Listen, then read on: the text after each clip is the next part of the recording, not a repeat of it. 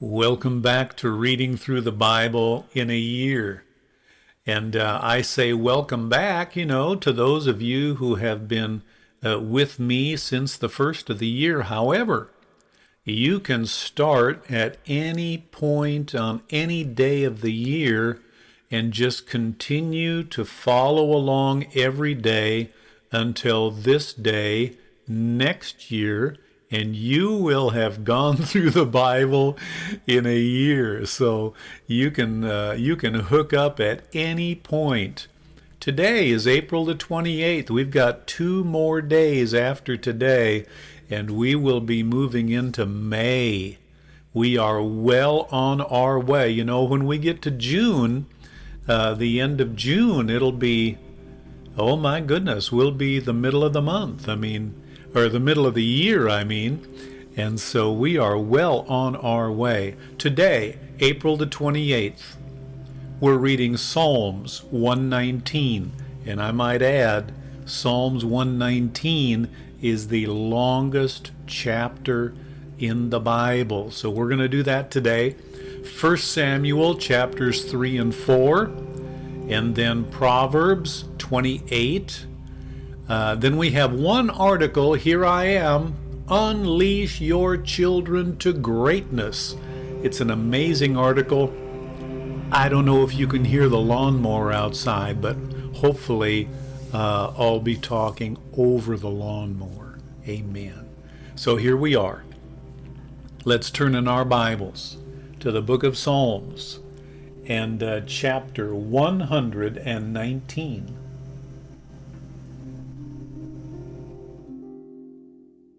Psalm 119.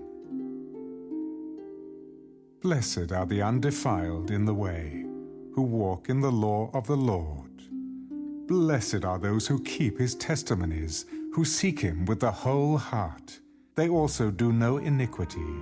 They walk in his ways. You have commanded us to keep your precepts diligently.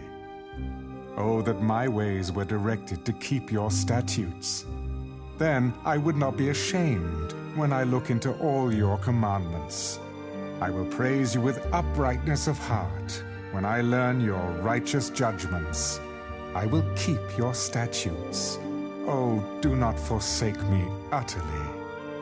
How can a young man cleanse his way? By taking heed according to your word. With my whole heart I have sought you. Oh, let me not wander from your commandments. Your word I have hidden in my heart, that I might not sin against you. Blessed are you, O Lord. Teach me your statutes.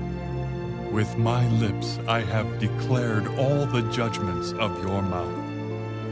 I have rejoiced in the way of your testimonies, as much as in all riches. I will meditate on your precepts and contemplate your ways. I will delight myself in your statutes. I will not forget your word. Deal bountifully with your servant, that I may live and keep your word. Open my eyes, that I may see wondrous things from your law. I am a stranger in the earth. Do not hide your commandments from me. My soul breaks with longing for your judgments at all times. You rebuke the proud, the cursed who stray from your commandments. Remove from me reproach and contempt, for I have kept your testimonies. Princes also sit and speak against me, but your servant meditates on your statutes. Your testimonies also are my delight and my counselors. My soul clings to the dust. Revive me according to your word. I have declared my ways, and you answered me. Teach me your statutes. Make me understand the way of your precepts, so I shall meditate on your wonderful works. My soul melts from heaviness. Strengthen me according to your word. Remove from me the way of lying and grant me your law graciously. I have chosen the way of truth. Your judgments I have laid before me. I cling to your testimonies. O Lord, do not put me to shame. I will run the course of your commandments, for you shall enlarge my heart. Teach me, O Lord, the way of your statutes, and I shall keep it to the end. Give me understanding, and I shall keep your law. Indeed, I shall observe it with my whole heart. Make me walk in the path of your commandments, for I delight in it. Incline my heart to your testimonies, and not to covetousness. Turn away my eyes from looking at worthless things, and revive me in your way. Establish your word to your servant, who is devoted to fearing you. Turn away my reproach which I dread, for your judgments are good. Behold, I long for your precepts. Revive me in your righteousness. Let your mercies come also to me, O Lord, your salvation, according to your word. So shall I have answer for him who reproaches me, for I trust in your word.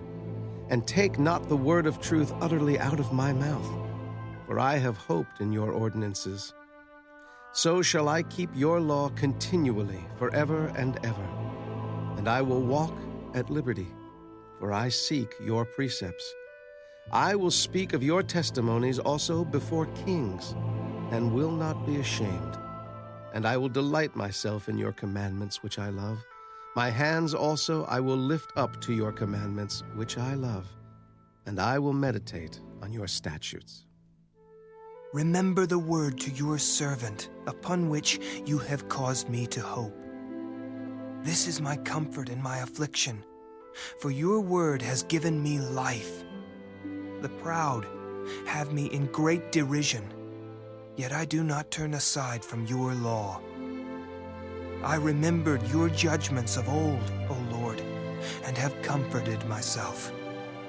Indignation has taken hold of me because of the wicked who forsake your law. Your statutes have been my songs in the house of my pilgrimage. I remember your name in the night, O Lord, and I keep your law. This has become mine because I kept your precepts. You are my portion, O Lord. I have said that I would keep your words. I entreated your favor with my whole heart. Be merciful to me according to your word. I thought about my ways and turned my feet to your testimonies. I made haste and did not delay to keep your commandments. The cords of the wicked have bound me, but I have not forgotten your law. At midnight, I will rise to give thanks to you, because of your righteous judgments. I am a companion of all who fear you, and those who keep your precepts. The earth, O Lord, is full of your mercy. Teach me your statutes. You have dealt well with your servant, O Lord, according to your word. Teach me good judgment and knowledge, for I believe your commandments. Before I was afflicted, I went astray, but now I keep your word. You are good and do good. Teach me your statutes. The proud have forged a lie against me, but I will keep your precepts with my whole heart. Their heart is as fat as grease, but I delight in your law. It is good for me that I have been afflicted, that I may learn your statutes. The law of your mouth is better to me than thousands of coins of gold and silver.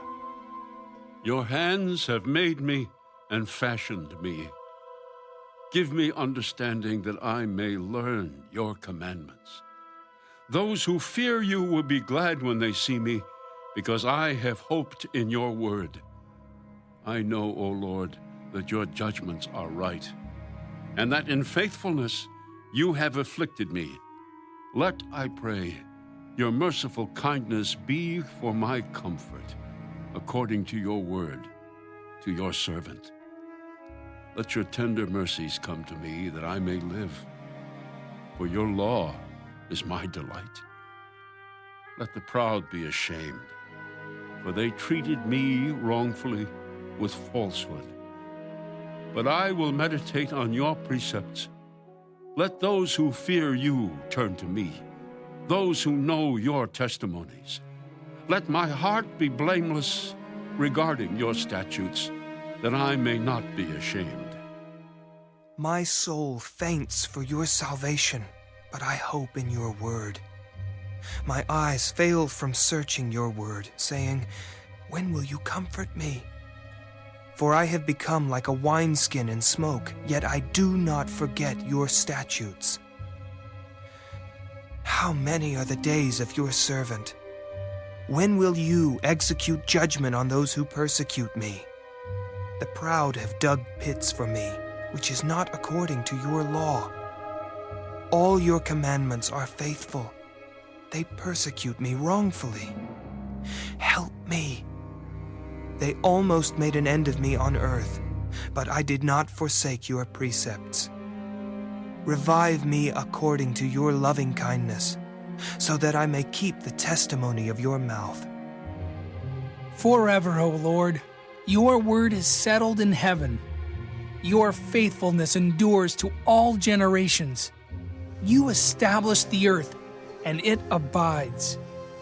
They continue this day according to your ordinances, for all are your servants. Unless your law had been my delight, I would then have perished in my affliction. I will never forget your precepts, for by them you have given me life. I am yours. Save me. For I have sought your precepts. The wicked wait for me to destroy me, but I will consider your testimonies. I have seen the consummation of all perfection, but your commandment is exceedingly broad. Oh, how I love your law.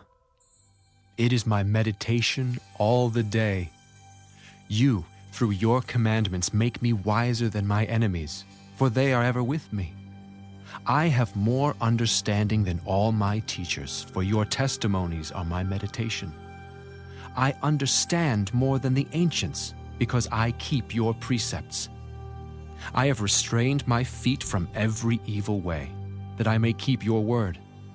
I have not departed from your judgments, for you yourself have taught me. How sweet are your words to my taste, sweeter than honey to my mouth. Through your precepts, I get understanding. Therefore, I hate every false way. Your word is a lamp to my feet and a light to my path. I have sworn and confirmed that I will keep your righteous judgments. I am afflicted very much. Revive me, O Lord, according to your word. Accept, I pray, the free will offerings of my mouth, O Lord, and teach me your judgments. My life is continually in my hand, yet I do not forget your law.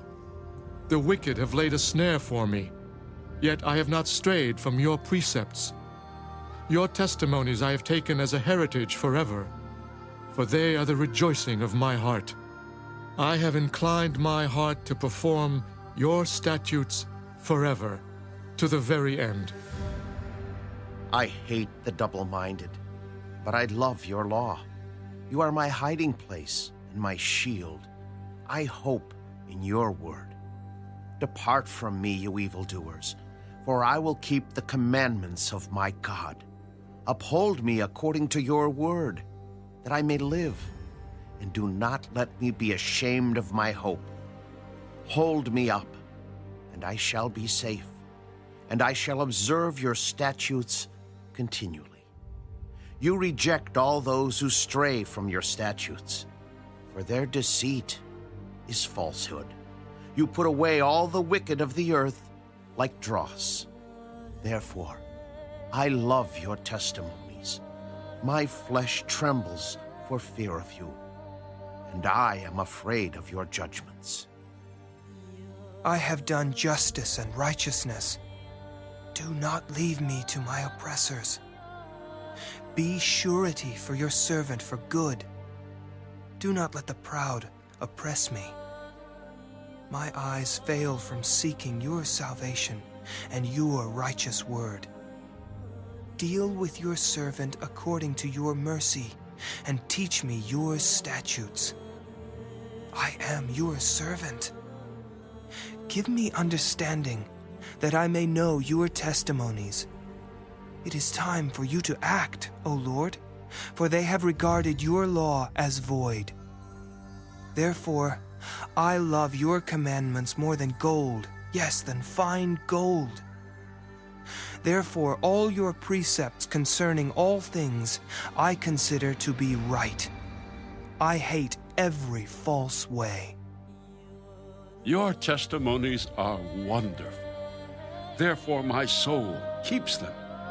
The entrance of your words gives light, gives understanding to the simple. I opened my mouth and panted, for I longed for your commandments.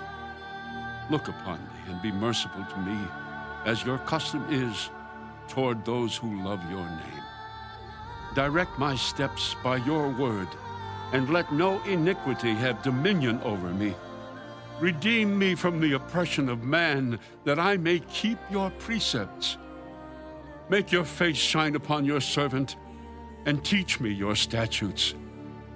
Rivers of water run down from my eyes, because men do not keep your law. Righteous are you, O Lord, and upright are your judgments. Your testimonies which you have commanded are righteous and very faithful. My zeal has consumed me, because my enemies have forgotten your words. Your word is very pure, therefore your servant loves it.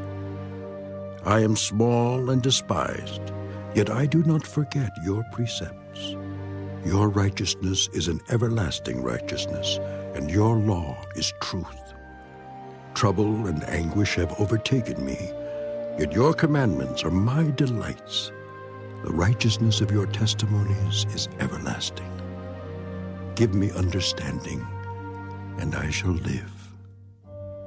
I cry out with my whole heart.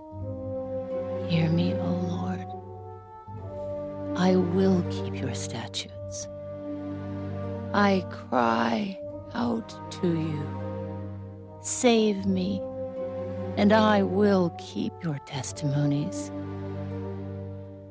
I rise before the dawning of the morning and cry for help. I hope in your word. My eyes are awake through the night watches, that I may meditate on your word. Hear my voice according to your loving kindness. O Lord, revive me according to your justice. They draw near who follow after wickedness. They are far from your law. You are near, O Lord, and all your commandments are truth. Concerning your testimonies, I have known of old that you have founded them forever. Consider my affliction and deliver me, for I do not forget your law. Plead my cause and redeem me. Revive me according to your word.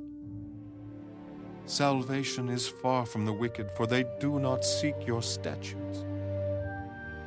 Great are your tender mercies, O Lord. Revive me according to your judgments. Many are my persecutors and my enemies, yet I do not turn from your testimonies. I see the treacherous and am disgusted, because they do not keep your word. Consider how I love your precepts. Revive me, O Lord, according to your loving kindness. The entirety of your word is truth, and every one of your righteous judgments endures forever. Princes persecute me without a cause, but my heart stands in awe of your word. I rejoice at your word as one who finds great treasure. I hate and abhor lying, but I love your law.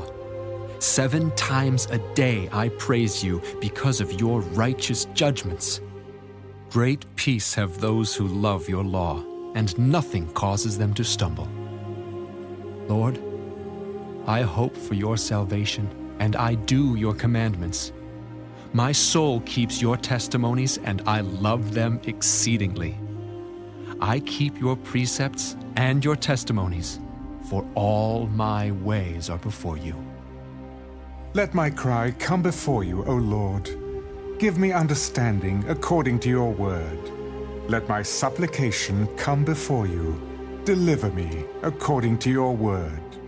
My lips shall utter praise, for you teach me your statutes.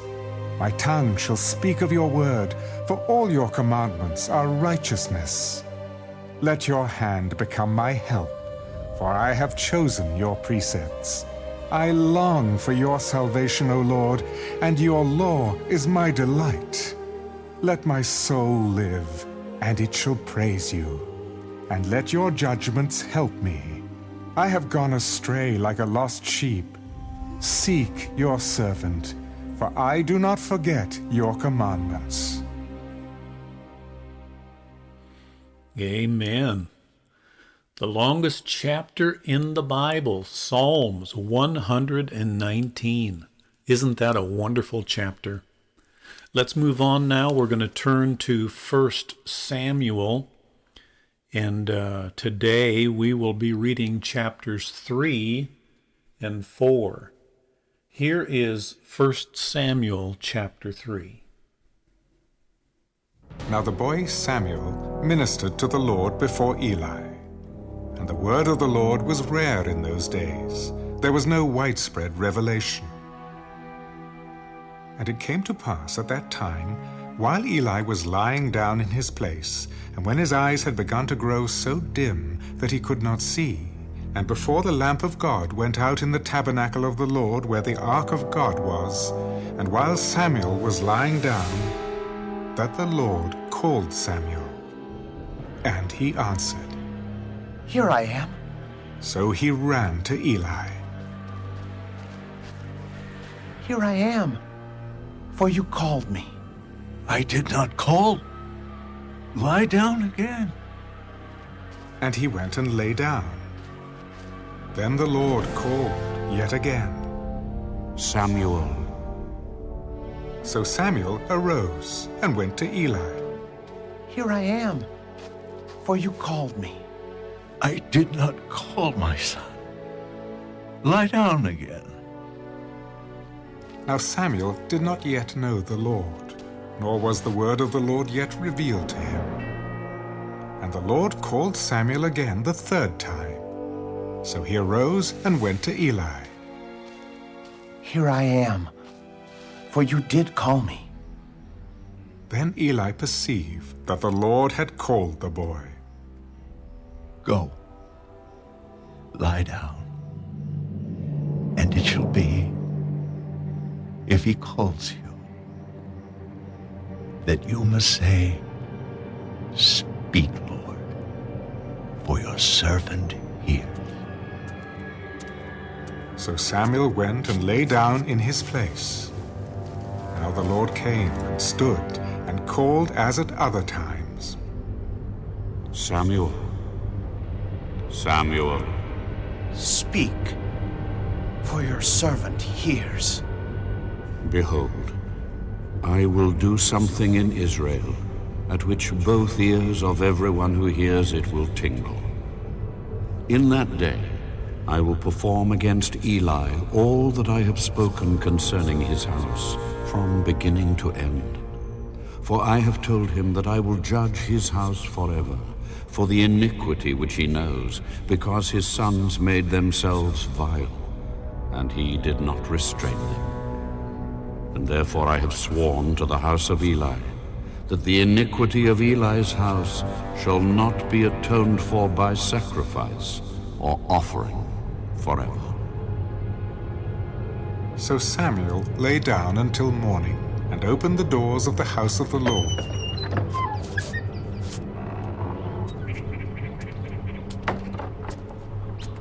And Samuel was afraid to tell Eli the vision. Then Eli called Samuel. Samuel, my son. Here I am. What is the word that the Lord spoke to you? Please do not hide it from me. God do so to you and more also, if you hide anything from me of all the things that he said to you. And Samuel told him everything, and hid nothing from him. It is the Lord. Let him do what seems good to him. So Samuel grew, and the Lord was with him, and let none of his words fall to the ground. And all Israel, from Dan to Beersheba, knew that Samuel had been established as a prophet of the Lord. Then the Lord appeared again in Shiloh, for the Lord revealed himself to Samuel in Shiloh by the word of the Lord.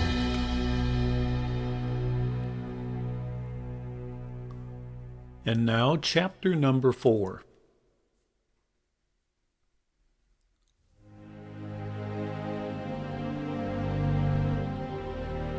And the word of Samuel came to all Israel.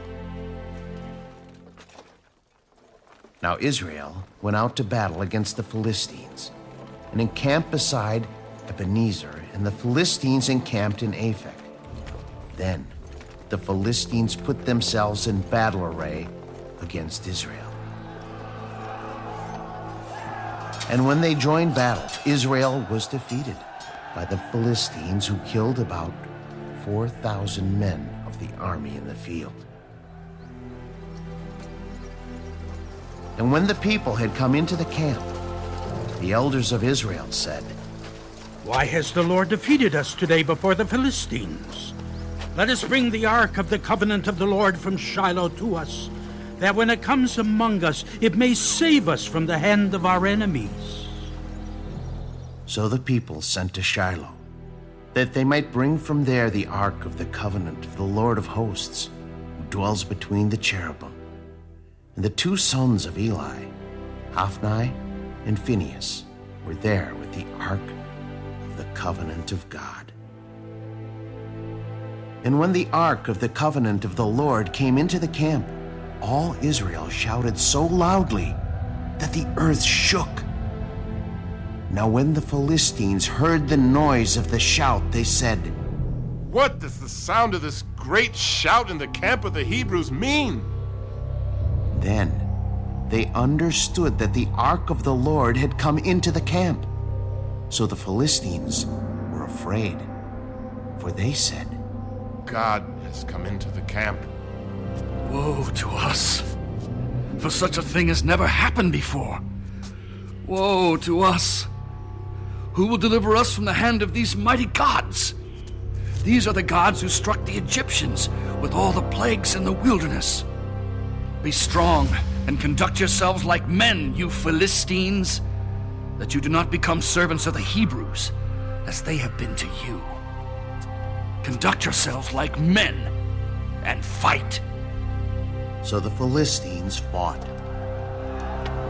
and Israel was defeated, and every man fled to his tent. There was a very great slaughter, and there fell of Israel 30,000 foot soldiers. Also, the ark of God was captured, and the two sons of Eli, Hophni and Phinehas, died. Then a man of Benjamin ran from the battle line the same day and came to Shiloh with his clothes torn and dirt on his head. Now when he came, there was Eli, sitting on a seat by the wayside watching, for his heart trembled for the ark of God. And when the man came into the city and told it, all the city cried out. When Eli heard the noise of the outcry, he said, "What does the sound of this tumult mean?" And the man came quickly and told Eli. Eli was 98 years old, and his eyes were so dim that they could not see. Then the man said to Eli, I am he who came from the battle, and I fled today from the battle line. What happened, my son? Israel has fled before the Philistines, and there has been a great slaughter among the people. Also, your 2 sons, Hophni and Phinehas, are dead, and the ark of God has been captured. Then it happened, when he made mention of the ark of God, that Eli fell off the seat backward by the side of the gate, and his neck was broken, and he died. For the man was old and heavy, and he had judged Israel 40 years. Now his daughter-in-law, Phinehas' wife, was with child, due to be delivered. And when she heard the news that the ark of God was captured, that her father-in-law and her husband were dead, she bowed herself and gave birth, for her labor pains came upon her. And about the time of her death, the women who stood by her said to her, Do not fear, for you have borne a son. But she did not answer, nor did she regard it. Then she named the child Ichabod. The glory has departed from Israel, because the ark of God had been captured, and because of her father-in-law and her husband. The glory has departed from Israel, for the ark of God has been captured.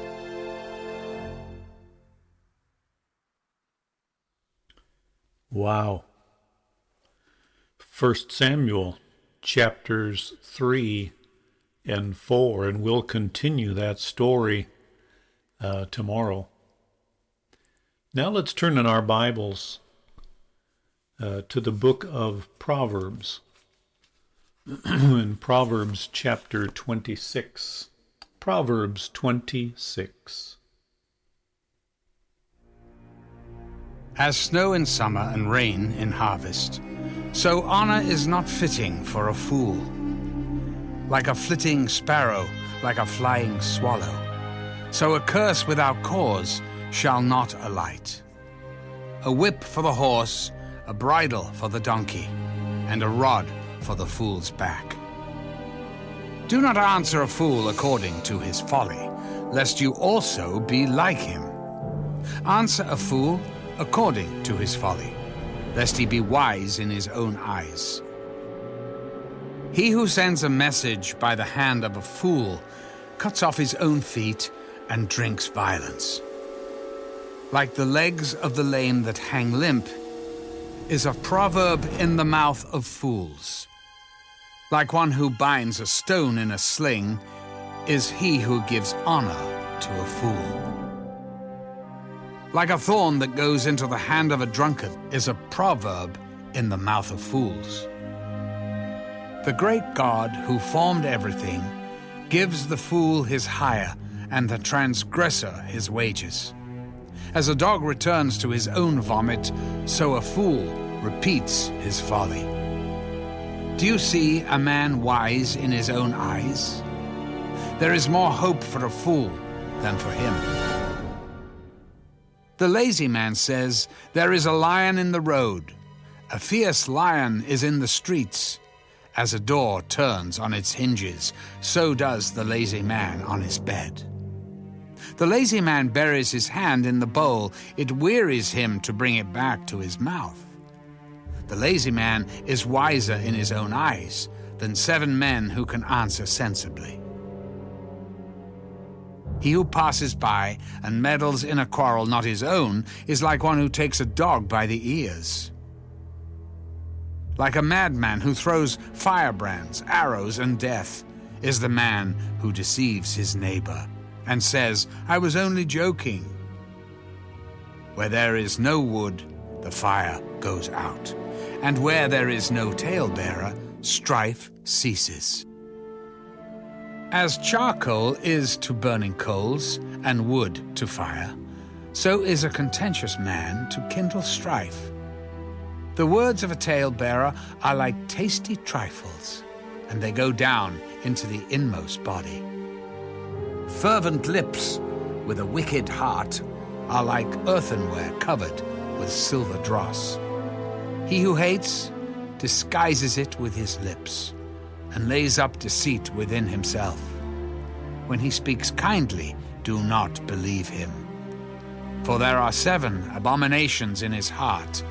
Though his hatred is covered by deceit, his wickedness will be revealed before the assembly. Whoever digs a pit will fall into it, and he who rolls a stone will have it rolled back on him. A lying tongue hates those who are crushed by it, and a flattering mouth works ruin.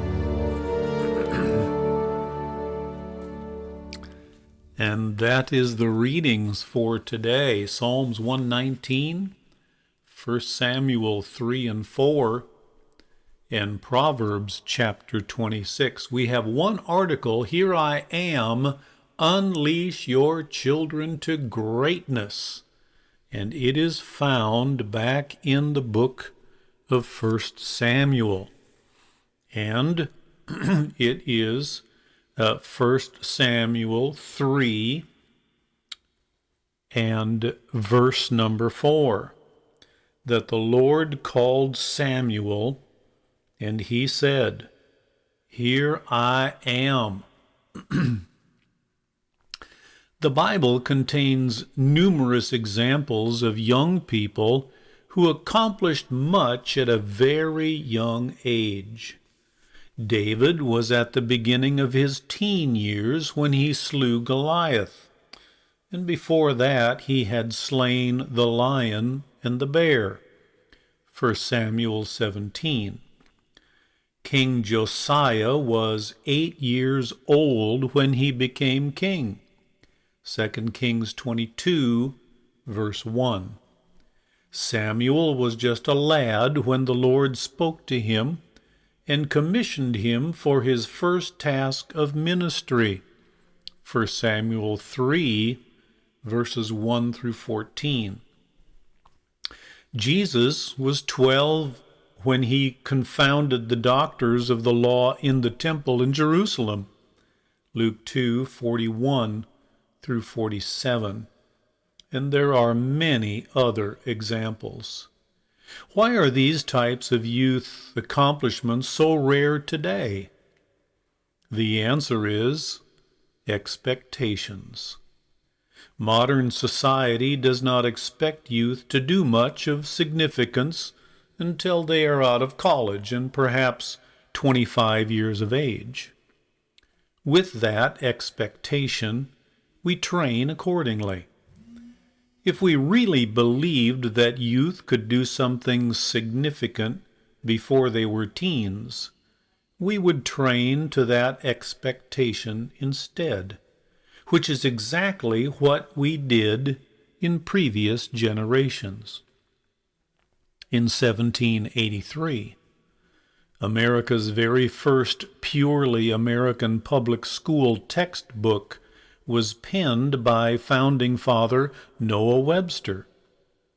It was his famous speller. For the next 150 years, it became the standard spelling textbook for American schools. In later years, it was known as Webster's Blueback Speller because of the distinctive color of the book. The title on its cover attests that it was an elementary spelling book, the beginning book from which American students learned to spell. Some of the spelling words taught in elementary schools for 150 years included, now see, I've got to pronounce them myself, contemulius, ichthyology, bronchithotomy, loquacious, mendacity, armaguarius, vertiginous, Aleoguineus, Encanthus, and many other quote-unquote elementary spelling words that most Americans today have probably never seen, me included. Why would Webster choose such difficult words? The textbook explained.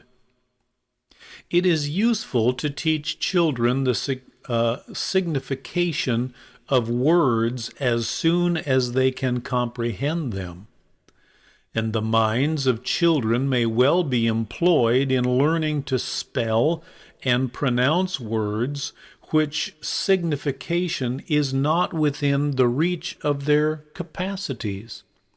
For what they do not clearly comprehend at first, they will understand as their capacities are enlarged. He understood that students are capable of much more than what is often believed today. History consistently shows that if we raise expectations, students will rise to meet them.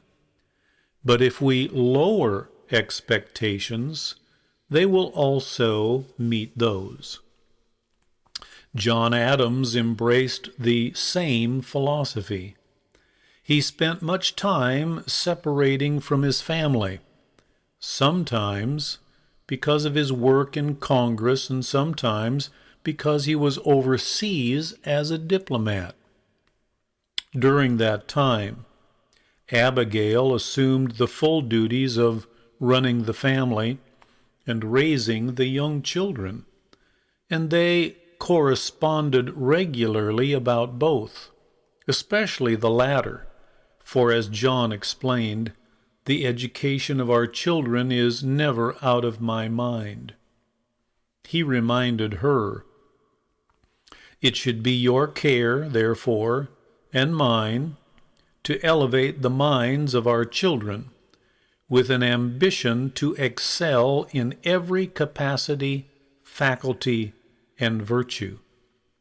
If we suffer their minds to grovel and creep in infancy, they will grovel all their lives." He therefore affirmed, "Early youth is the time to learn the arts and sciences.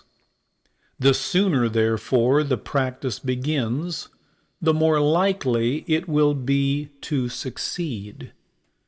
Your children have capacities equal to anything. There is a vigor in the understanding and a spirit and fire in the temper of every one of them, which is capable of ascending the heights of art, science, trade, war, or politics." John and Abigail trained to these expectations and definitely succeeded. For example, when their young son, John Quincy Adams, was only 8 years old, he was already marching with the famous Massachusetts Minutemen in their various musket drills. At the age of 11, he accompanied his father as official secretary on his diplomatic mission to France. At 13, he left his father and traveled to Holland to attend Leiden University. At 14, he was made secretary and French interpreter for the American ambassador to Russia. At 15, he returned alone from St. Petersburg, Russia, to the Hague, an overland journey of 6 months. At 16, he was made the secretary to the American commissioners in France, who were negotiating the peace treaty with Great Britain to end the Revolution. This policy of getting higher expectations for youth prevailed in America until the 1920s, when it was abandoned and replaced by a new approach introduced by secular progressives such as Francis Wayland Parker, John Dewey, William Hurd Kilpatrick, Stanwood Cobb, and other like-minded leaders in educational pedagogy. They moved education away from student-centered, away from student-centered learning to an educational philosophy that was oriented on social policy, thus abandoning the former emphasis on individualism and instead replacing it with concerns about thinking and acting as a group. It is in this period that the concept of adolescence began to take root and grow. But this is not the biblical model. Children were to become productive as soon as possible, to become men and women and be contributors. As explained by Rabbi Daniel Lapin, adolescence is a modern concept. The ever-growing void between childhood and maturity is what we call adolescence. However, the Lord's language, Hebrew, hinting perhaps at the deceptive and delusory nature of the concept, possesses no word for adolescence. It was the rituals and restraints of biblical faith that kept the fatal allure of adolescence at bay. In its absence, secularism encouraged the primacy of rights over obligations, thus helping to explain the boundaries of adolescence in each successive generation.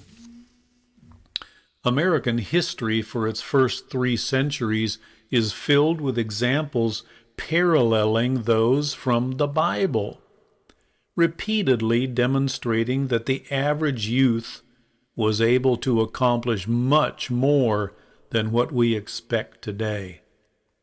Regrettably, our society has come to accept mediocrity and adolescence as the norm, and youth achievement is now seen as something exceptional rather than ordinary. But consider the previous results. Signer of the Declaration, George Wythe, was 3 when he began a study of the classics. Signer of the Declaration, Benjamin Rush, the father of American medicine, was 14 when he graduated from Princeton. Signer of the Declaration, Thomas Jefferson, was 9 when he began the study of Latin, Greek, and French. And at 16, he entered William and Mary College. And it was common for American youth to be trilingual and enter college between the ages of 13 and 16. When the signer of the Constitution, William Livingston, was 14, he was living as a missionary among the Mohawk Indians, one of the fiercest tribes in America. And at 18, he graduated from Yale at the top of his class. When U.S. President Andrew Jackson was 13, he was serving in the Continental Army during the American Revolution. At 14, he was taken by the British as a prisoner of war, and at 16, he was a school teacher. When John Morant, 1755 to 1791, was 13, He became the first black American to evangelize Native Americans successfully. When Maria Mitchell, 1818 to 1889, was 11, she was a teaching assistant and studying astronomy. At 12, she helped calculate the exact time of a forthcoming solar eclipse. At 17, she headed her own academy, training women in astronomy and science. Lewis May Alcott, 1832 to 1888, the author of classics such as Little Women and Little Men, was writing poetry at the age of 8. At 13, she wrote a famous poem. At 16, a book. At 18, a novel. At 19, her stories were being published across the country. When William Buffalo Bill Cody, 1846 to 1917, was 9, he was a cattle driver. At 11, he was a legendary Indian fighter. At 12, a trapper and woodsman.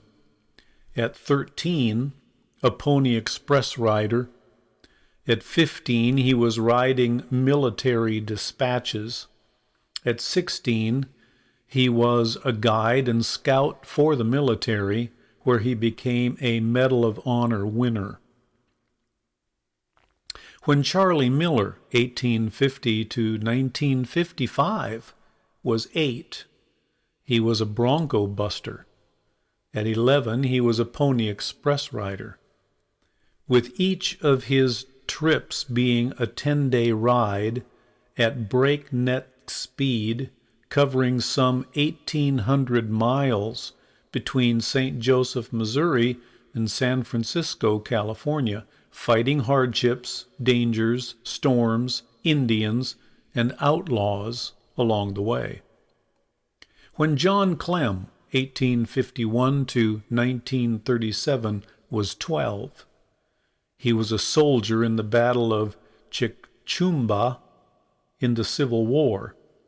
He was promoted by General Rosecrans to the rank of sergeant for his exploits on the field, and General Thomas then promoted him to the rank of lieutenant. When the famous sharpshooter Annie Oakley, 1860 to 1927, was 9, she was already earning a living for her family by her skills with a gun. There are countless similar examples affirming that youth are capable of great things at an early age. It's time to reject the societal restraints of low expectations produced by secular progressive education, and instead encourage youth to hear from God at an early age, as Samuel did, and then begin performing great exploits and achievements. And that is the readings for today. And this last one, coming right out of 1 Samuel, here I am, unleash your children to greatness. Amen. God bless you. Again, today is April the 28th, and we have read the longest chapter in the Bible, Psalms 119, and then Samuel chapters 3 and 4, Proverbs 26, and then we read this article, Here I Am, Unleash Your Children to Greatness. Have an amazing rest of your day. Be sure to take the time to meditate on what you have heard and learned today, and we will see you again tomorrow.